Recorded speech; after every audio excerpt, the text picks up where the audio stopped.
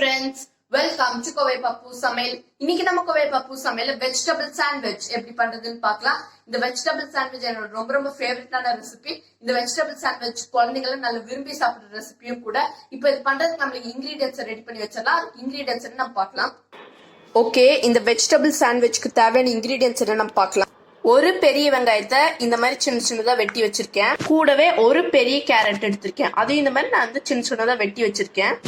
கூடவே பாதி போல கேப்சிகம், கூடவே பாதி அரை கொடமிளகாவை வந்து இந்த மாதிரி சின்னதா வெட்டி வச்சிருக்கேன். உங்களுக்கு கேப்சிகம் பிடிக்காதுன்னா கேப்சிகம் சேர்க்காம பண்ணலாம், அது ரொம்ப நல்லதா இருக்கும். அப்புறமா 10 போல பீன்ஸ், அதையும் இந்த மாதிரி சின்னதா வெட்டி வச்சிருக்கேன். அப்புறமா 2 பெரிய உருளைக்கிழங்க நல்லா வேக வச்சு மேஷ் பண்ணி வச்சிருக்கேன் இந்த மாதிரி. கூடவே 1 டேபிள் ஸ்பூன் மிளகாத்தூள் எடுத்திருக்கேன். 1 டீஸ்பூன் சில்லி பவுடர், உங்களுக்கு காரம் கம்மியா போகுதுன்னா அரை டீஸ்பூன் எடுத்துக்கோங்க. கூடவே கொஞ்சமா ஃப்ரெஷ் பச்சை பட்டாணி எடுத்திருக்கேன். ரொம்ப ஃப்ரெஷ் பச்சை பட்டாணி வேணா கொஞ்சமா சேர்த்துக்கோங்க. ஓகே, இதான் வெஜிடபிள் சாண்ட்விச்க்கு தேவையான மெயின் இன்கிரீடியன்ஸ். இப்போ வந்து நம்ம வெஜிடபிள் சாண்ட்விச் செய்ய ஸ்டார்ட் பண்ணிடலாம். இன்கிரீடியன்ஸ் எல்லாம் பார்த்ததுக்கு அப்புறமா நம்ம வெஜிடபிள் சாண்ட்விச் பண்ண ஸ்டார்ட் பண்ணிடலாம். பேன்ல 1 டேபிள் ஸ்பூன் எண்ணெயை சூடு பண்ணிக்கோங்க. எண்ணெய் சூடானதுக்கு அப்புறமா நம்ம இதுல வெங்காயம் சேர்க்கலாம். நான் இன்னைக்கு ஒரு பெரிய வெங்காயத்தை சின்னதா வெட்டி வச்சிருக்கேன். இந்த வெங்காயத்தை இதுல சேர்த்துடலாம். எண்ணெய் சூடானதுக்கு அப்புறமா நம்ம இதுல வெங்காயம் சேர்க்கலாம். நான் இன்னைக்கு ஒரு பெரிய வெங்காயத்தை சின்னதா வெட்டி வச்சிருக்கேன். வெங்காயத்தை இதுக்குள்ள சேர்த்துடலாம். சேர்த்துட்டு வெங்காயம் நல்லா பொண்ணுதார வரைக்கும் இதை ஃப்ரை பண்ணிக்கோங்க. சேர்த்துட்டு வெங்காயம் வந்து நல்லா கோல்டன் ப்ரௌன் ஆன வரைக்கும் இதை ஃப்ரை பண்ணிக்கணும். ஒரு 1 மினிட் சிம்ல இருக்கட்டும். இப்ப வெங்காயம் நல்லா கோல்டன் ப்ரௌன் ஆயிடுச்சு.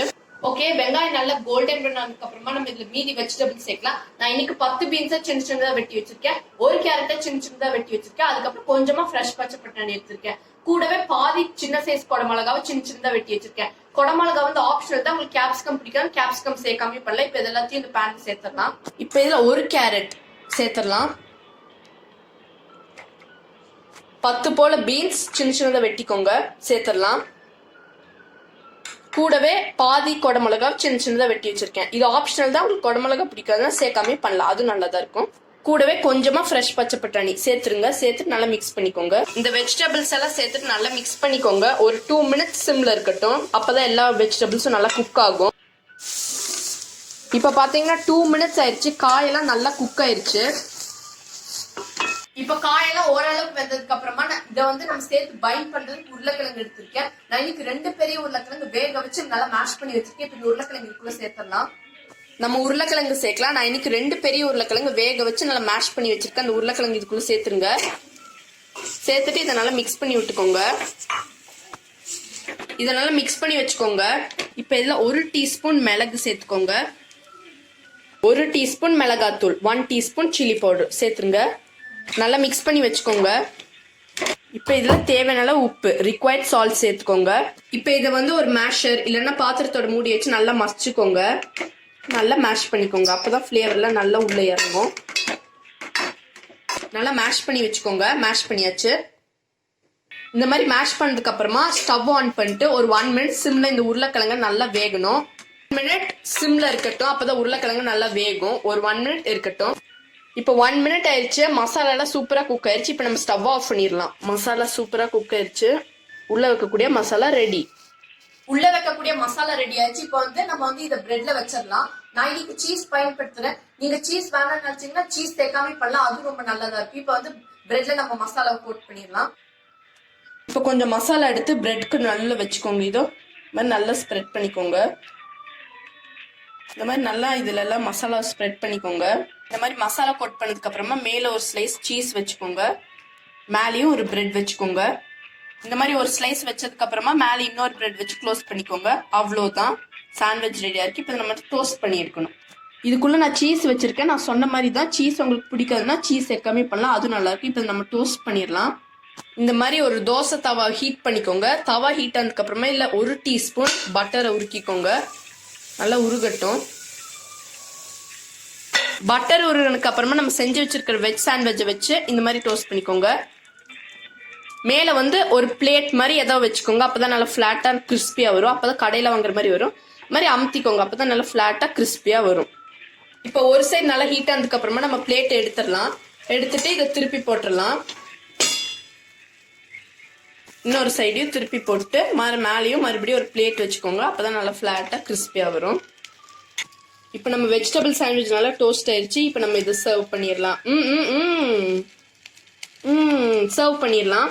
பாருங்க, நம்ம சீஸ் வச்சனால சீஸ் எல்லாம் உருகி நல்லா சூப்பரா இருக்கு. இப்போ நம்ம இது சர்வ் பண்ணிடலாம். இப்போ நம்ம இது கட் பண்ணிடலாம். செமையா இருக்கு பாருங்க, எவ்வளோ சூப்பரா நம்ம சாண்ட்விச் எவ்வளோ அப்படியே கடையில வாங்குற மாதிரியே வந்திருக்கு. வா, இது பாருங்க எவ்வளோ சூப்பரா சீஸியா அப்படியே கடையில வாங்குற மாதிரியே நம்மளுக்கு சாண்ட்விச் சூப்பரா வந்திருக்கு. நம்மளோட வெஜிடபிள் சாண்ட்விச் தயாரா இருக்கு. இது மட்டும் லஞ்சுக்கு பேக் பண்றதோட கொஞ்சம் இன்ட்ரெஸ்டிங்கா இருக்கிறதுக்காக, குழந்தைங்களும் நல்லா விரும்பி சாப்பிட்றதுக்காக நான் வந்து பனானா பிரெட் பாக்கெட் செய்ய போறேன். அது செய்யறது ரொம்ப ரொம்ப ஈஸியா. அதை எப்படி செய்யலாம் நம்ம பார்க்கலாம். அது சைட்ல வச்சா இதோட நல்லா இருக்கும், அது காம்பினேஷன்.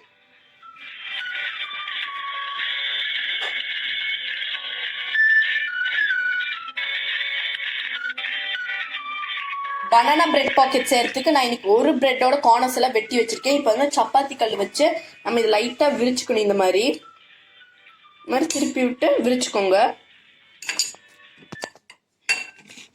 நல்லா மெல்லிசா விரிச்சுக்கோங்க. இப்ப இது மேல சேர்க்கறதுக்கு நான் இன்னைக்கு ஹர்ஷீஸ் சாக்லேட் சிரப் சேர்க்க போறேன். இது மேல சேர்த்துடலாம். இதுக்கு மேல நம்ம கொஞ்சமா சாக்லேட் சிரப் சேர்த்துடலாம். இந்த மாதிரி கொஞ்சமா சேர்த்துக்கோங்க. சேர்த்ததுக்கு அப்புறமா இதுக்கு மேல ஒரு ஸ்லைஸ் வாழைப்பழம் வச்சுட்டு இதனால ரோல் பண்ணிக்கோங்க. இந்த மாதிரி ரோல் பண்ணிக்கோங்க. பனானா வச்சு ரோல் பண்ணதுக்கு அப்புறமே இதை வந்து ஒரு நைஃப் வச்சு இந்த மாதிரி கட் பண்ணிக்கோங்க. இப்ப இதை நம்ம கட் பண்ணிட வேண்டிதான்.